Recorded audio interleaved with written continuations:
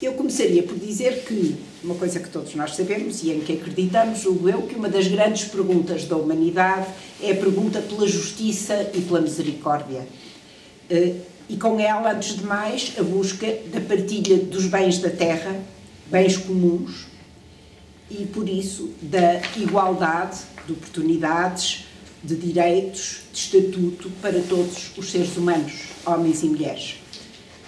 E é por causa do sofrimento que a exclusão e a pobreza da maioria dos habitantes do mundo, Portugal não é exceção, infelizmente, que se levanta a injustiça como uma das maiores falhas do humano do nosso tempo. Eu julgo que não discordaremos todos que estamos disso.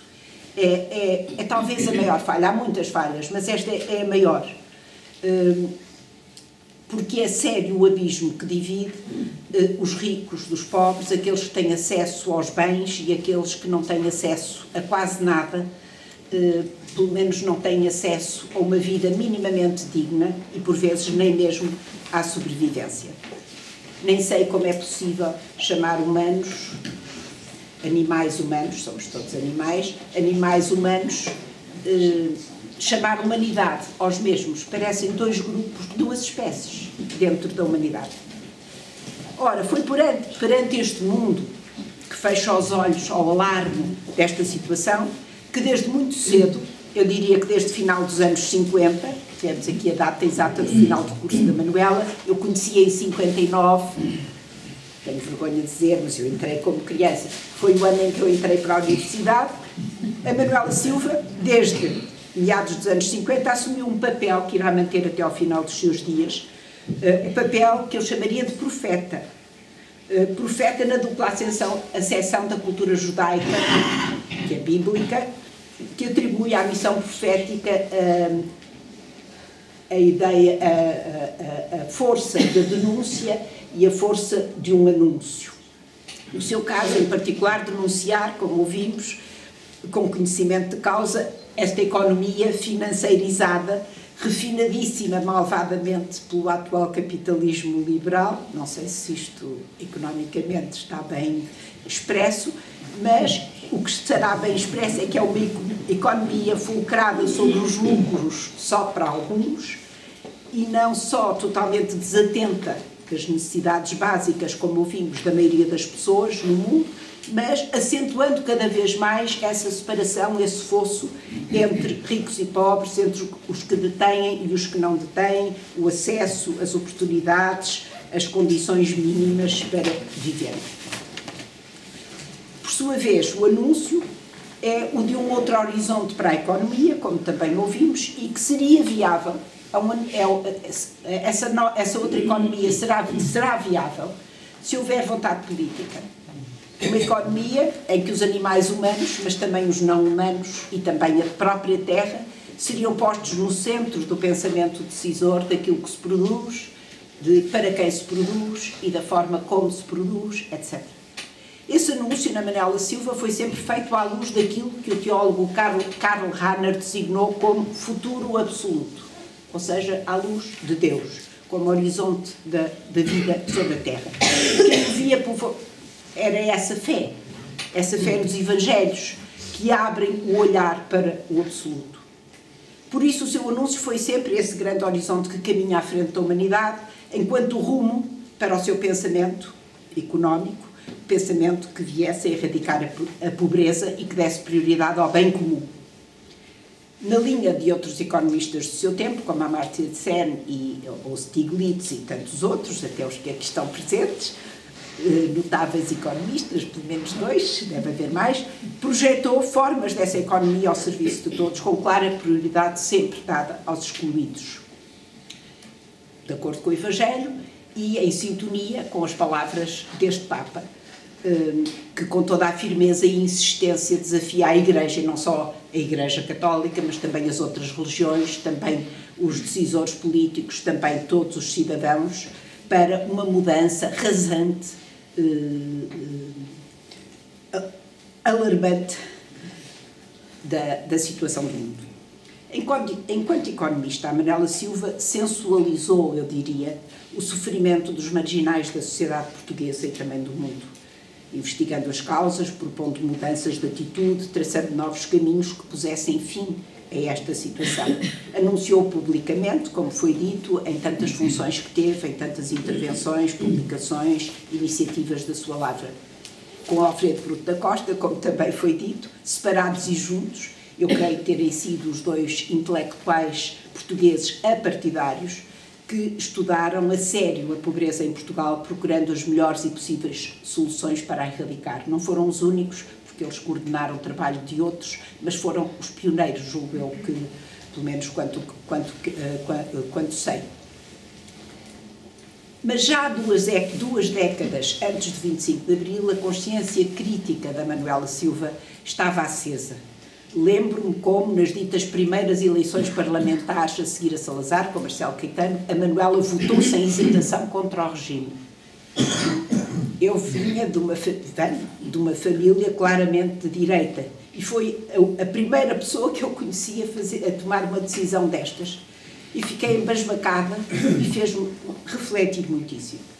Já nessa altura, a Manuela metia as mãos na massa, como foi aqui dito, com a perspectiva do desenvolvimento comunitário na década de 60, e foi interessante, na missa de corpo presente houve um testemunho de uma rapariga da aldeia da Benedita, onde a Manuela criou e desenvolveu um projeto de desenvolvimento comunitário, a dizer que ela não tinha já sido do tempo da Manuela Silva a trabalhar, mas que tinha os benefícios como geração seguinte daquilo que a Manuela tinha deixado como transformação na aldeia, e visão do mundo na aldeia da Benedita. Também em Porto Alegre, a Manuela desenvolveu um projeto de desenvolvimento comunitário, projeto de alfabetização e de politização, por exemplo, com Alfredo Bruto da Costa também, com Luís Filipe Lindley Sintra, em aldeias à volta de Coimbra, nos bairros de Lisboa, em aldeias à volta de Porto Alegre, estas últimas iniciativas no contexto do Grau.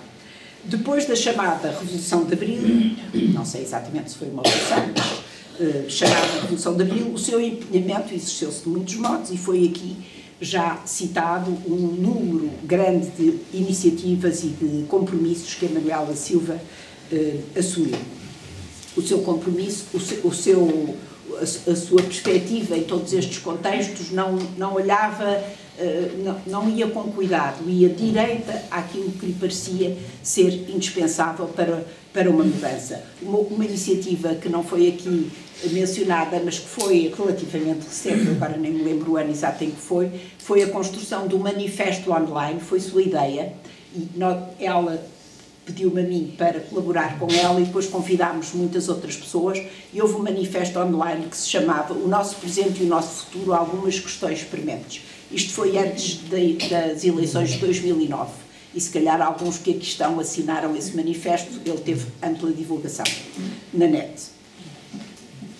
A visão de fé da Manuela Silva levou-a ao mesmo tempo que assumiu todas essas responsabilidades, levou-a a contribuir para o aprofundamento da pertença cristã como espiritualidade empenhada no mundo dentro da Igreja. Uma perspectiva, como lhe chamava o teólogo Skilabex, intramundana.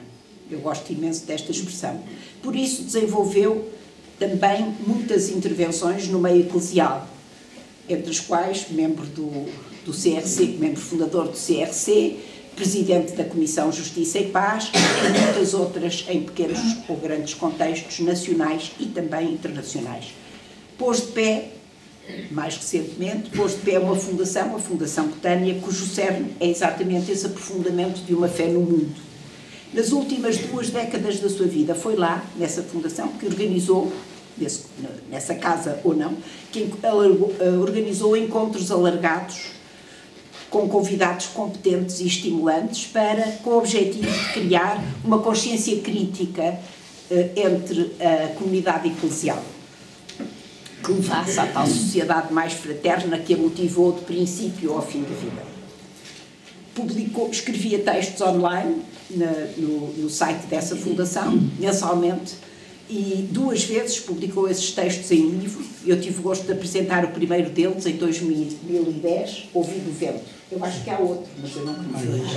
Há outro. Está lá embaixo. Está lá embaixo, Ouvido o Vento.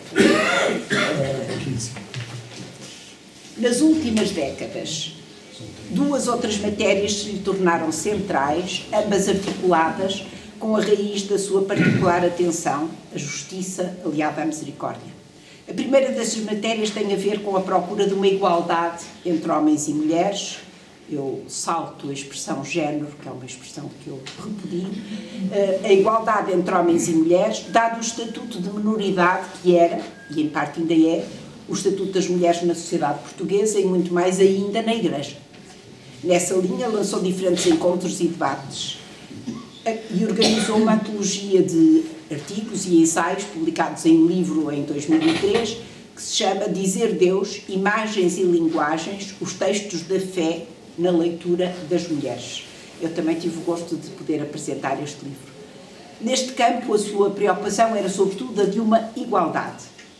Igualdade na Igreja dos batizados. Homens e mulheres deveriam poder exercer exatamente as mesmas funções, dado que são batizados. Portanto, a função sacerdotal também está, desde o batismo, inscrita em cada crente. Foi ousada esta sua crítica ao sexismo da hierarquia, sem hesitação, declarando a urgência de uma mudança. E para si, a ordenação das mulheres era uma evidência. Faltava apenas haver autorização para o fazer.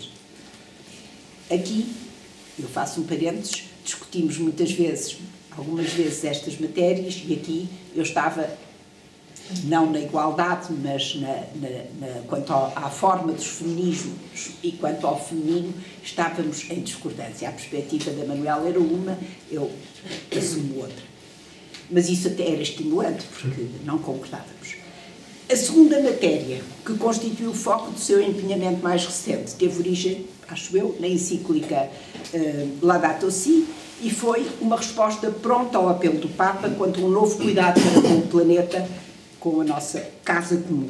Nesse plano, a Manela chamou a atenção para o aumento exponencial e dramático da distância entre excluídos e pessoas com acesso, grupos com acesso, provocado pelas alterações climáticas, iniciando uma rede a que várias organizações e movimentos cristãos por todo o país imediatamente aderiram, rede que procurava, e procura ainda, porque foi organizada de maneira a que lhe sobrevivesse, procurava um compromisso de grupos e pessoas dentro da Igreja nessa intensificação da solicitude para com a vida na Terra, traduzida concretamente em estilos de vida mais austeros e mais responsáveis. Dito isto, sublinho, acima de tudo, através disto tudo, do princípio, desde que a conheci em 59, até 3 dias antes de morrer, que foi a última vez que eu falei com ela, a coerência fundadora da sua vida. Coerência relativamente às exigências éticas que foi formulando e propondo, sempre com o bem comum como norte. Eu acho que esta coerência tão exigente dificilmente se pode dizer de alguém.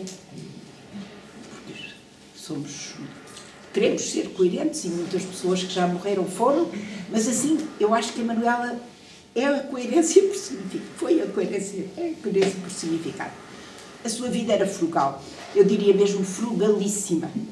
Tanto no que de si mesma expunha, como na sua casa, como no que comia, como no que vestia, como no que dizia. A Manuela era como no que comprava. Por isso lhe era difícil ter complacência com as vulgares contradições na prática dos cristãos, pessoas e grupos. O seu tempo pessoal era exigente e cheíssimo, no entanto sempre aberto a quem de si precisasse. Era tão cheio que 3 dias, quando eu lhe telefonei a saber se a podia visitar, isto é um parênteses, claro, ela me disse: "Oh Isabel, hoje não, estou muito ocupada." "Está bem, vou para a semana." E ela disse: "Em que é que estás ocupado?" "Estou a escrever um texto para o site e está-me a ser muito difícil que ele saia, portanto eu não queria distrações, desculpa, não vamos." 2 dias depois ou 3 dias depois recebo o telefonema. Portanto, o seu tempo era cheio, e foi cheio mesmo até, desconfio que no caminho do hospital ainda ia com alguma ideia.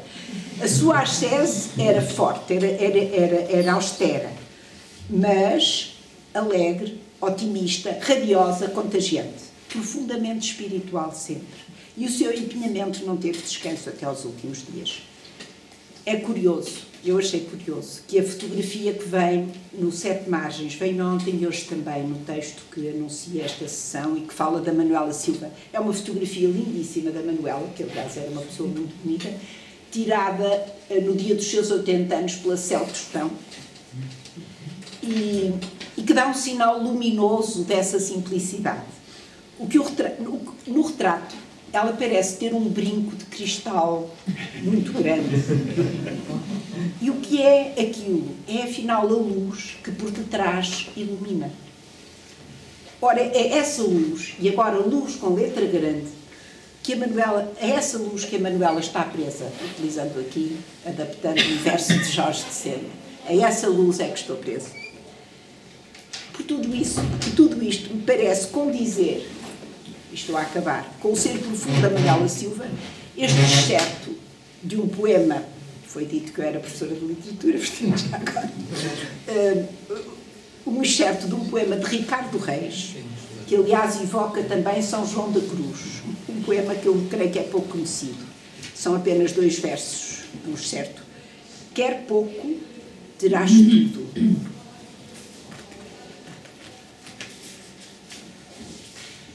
Quer nada, serás livre. Ou então estes versos de Sofia de Mel Bramer. A voz sobe os últimos degraus. Ouço a palavra alada, impessoal, que reconheço por já não ser minha. Ou também estes versos do poeta brasileiro Tiago de Mel, mais diretos. Aqui está a minha vida, pronta para ser usada. Vida que não se guarda, nem se esquiva, assustada. Vida sempre ao serviço da vida. Tudo isto, afinal, ecoa e declina algumas palavras de Jesus que estremeciam mente e coração na Manuela Silva. De Lucas 10. Ide, não leveis saco, nem bolsa, nem sandálias. Eis que vos envio, como cordeiros no meio de lobos.